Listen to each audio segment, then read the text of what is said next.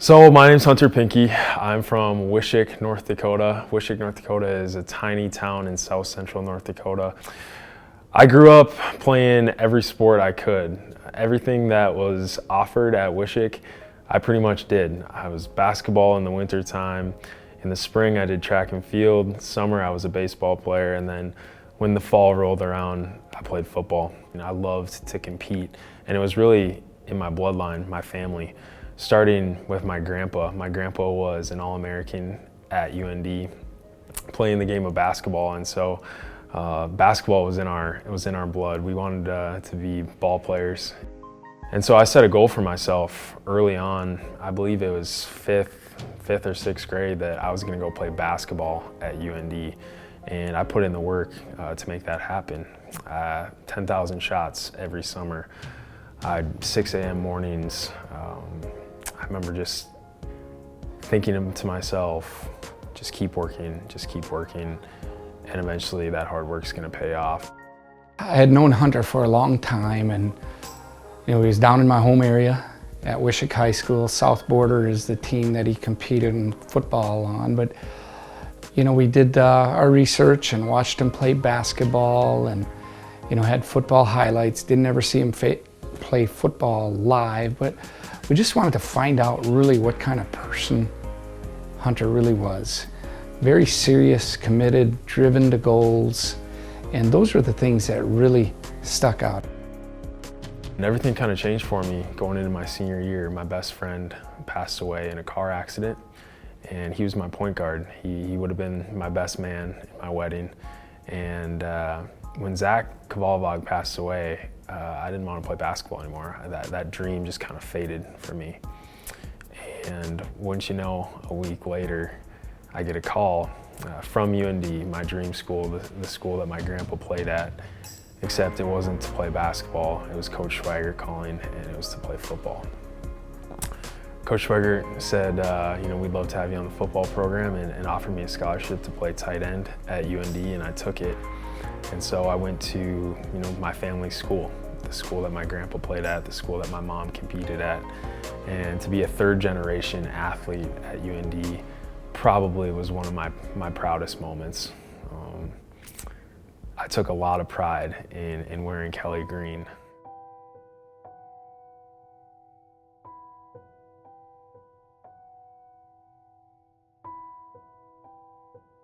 So me and Noah Wanzik, we decided we're gonna get away from the game a little bit, and we were gonna go skiing. Both me and Hunter love skiing, so that first day is like, we get to do what we love.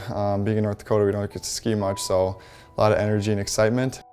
I got to the top of the mountain, and 10 seconds in, I was feeling good. I kind of had my mojo back. Started skiing backwards, in and out of cuts. And I see these trees up ahead, and I love skiing in the trees. The stillness, the quiet peace of just you and the mountain. As I come out of the trees, what I don't see is the skier that had decided to turn into my path. And at 6'6", 250 pounds, I just couldn't turn soon enough. And that's when we collided. And I lost my balance and ended up going head first into a tree. I kind of came to, and I remember my first thought being like, "Oof, I've taken a lot of hits in my life, but this one might be the toughest. This one's gonna hurt in the morning." And what do you do when you get tackled? You get up, just like I've gotten up thousands of times before in my life, and you push to get up, and you can't get up. And my next thought was like, there's gotta be a tree on my legs, like something's pinning me down. And so I turn to look, expecting to see like a rock, a tree, something holding my legs down, and there's no tree, there's no rock. I just can't move them. And that's kind of when fear sets in.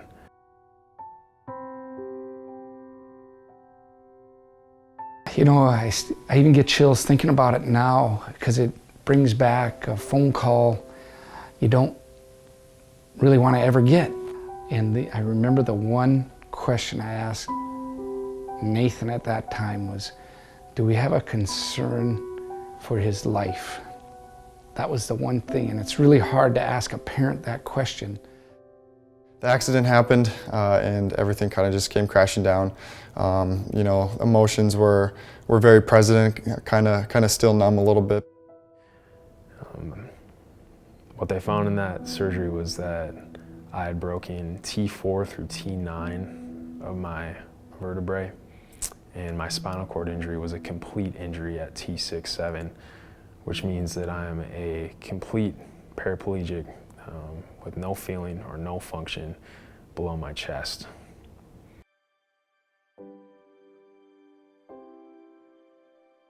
At the time, getting him to you know, just a slightly angle above just laying down was a process, and for me it was a helpless feeling. I just felt like I wanted to go grab him and stand him up and walk him out of the building, but obviously couldn't do that. You know, they teach you how to physically live, again, whether that be, you know, how to take showers, and how to get into bed, how to get out of bed, how to get into a car, how to drive a car, how to cook in a kitchen, all these physical things, but they also, you know, help you mentally. I'm really glad that we made that trip. Laura went with, and I was happy to have somebody with me because I really didn't know how I was going to handle it the first time I saw him. It's probably the most amazing thing. It's like something happened, but nothing happened.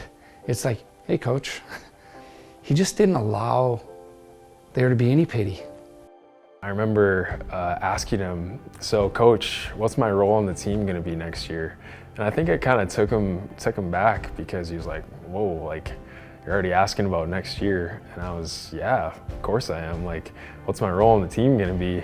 And I was eager to get back to North Dakota and get to UND and be with the guys and you know, get back to life, get back to living. I didn't really think about that at this point, but we knew he'd have a role. I said, you're gonna have a role. We just gotta figure it out, because it's gonna change. They told me early on, like, a lot of times with these injuries, either people go up and they take their life to a new level and they really find success and they make the best out of it, or they just kind of spiral down. And I made a decision early on that I was going to go up. I didn't want to let this injury define me. Going there and seeing him in his rehab at Craig was like uplifting. It gave me a lot of motivation for my life and seeing what he's doing. He's just that focused, that dedicated to just be better at every aspect of everything, just because he knows what he's been given in his life and where he wants to take it and who he wants to inspire along the way. Hunter has this natural ability to be able to connect with and inspire anybody that he crosses paths with. So whether it's out in the community or interacting with fellow student athletes or students on campus, he's really set a standard for what it means to be a student athlete at the University of North Dakota. I don't want to get in that game I'm not going to bet against him. I'm betting on him that he'll do whatever he sets his mind to. I really believe that. My name is Hunter Pinke, and my story's just beginning.